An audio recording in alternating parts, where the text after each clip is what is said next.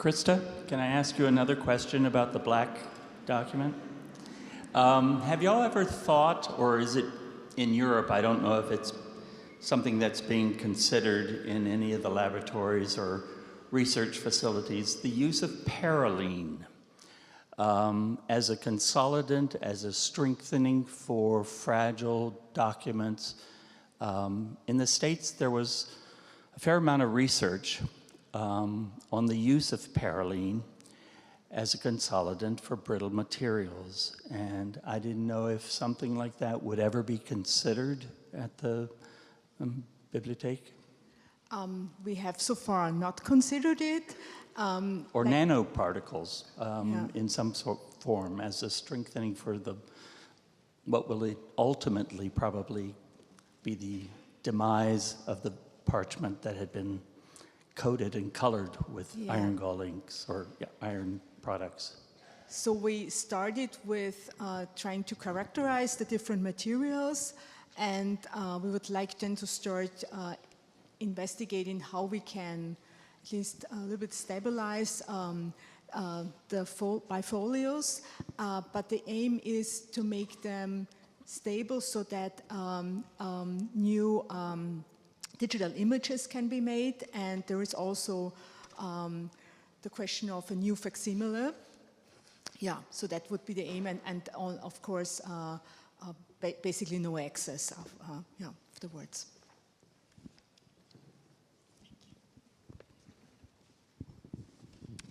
I hate to keep asking questions, but there was several months ago a survey that went out on the internet asking about the disassembly of manuscripts or books and how, whether it was justified to rebind them or put them in some sort of individual folders because of their fragility or use. Is that something, I mean, obviously with the black manuscript, y'all kept it in separate sheets. But I was wondering if, amongst others here in the audience, that kind of discussion is still active as to the whether one should keep them apart for handling purposes or research purposes. Is that something y'all consider a lot? So I can just only answer now for the black hours.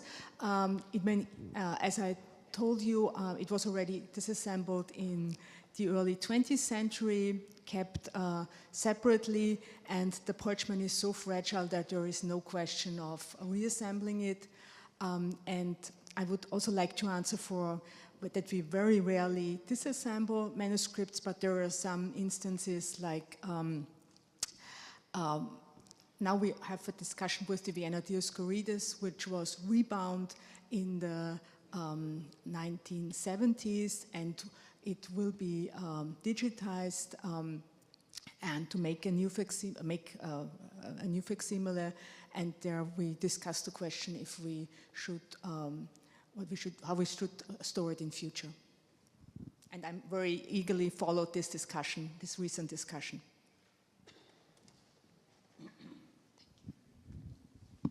Any more questions? Yeah.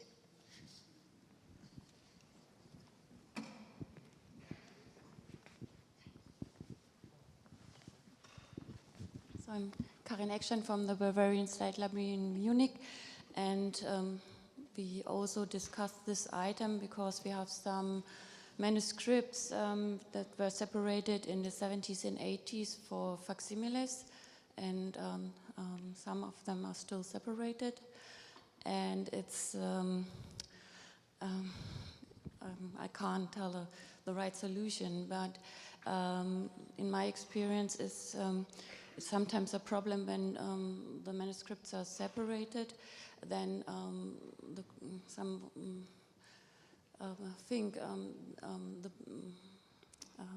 the pages are separated, and we can show them more often, or can handle the pages with miniatures more often than they were bound, and we can show more of them in an exhibition.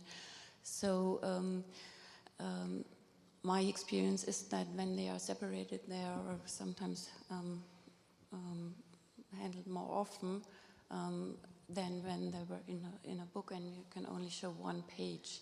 And also we had this discussion when we had the exhibition Pracht auf Pergament in Munich in 2012.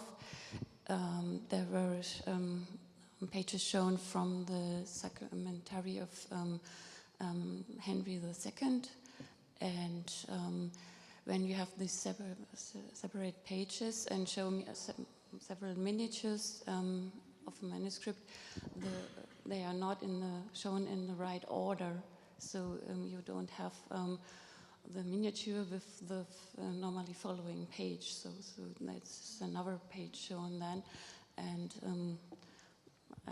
this is also a point one should suggest when it's separated and shown. But if you have such a fragile object than Christa Hoffmann showed, then it's a different thing, I think. So it depends on the condition and if it's possible to bind it again. But when it's disbound, it's sometimes ordered much often. We try to keep it low, but so there always is the question when it's separated.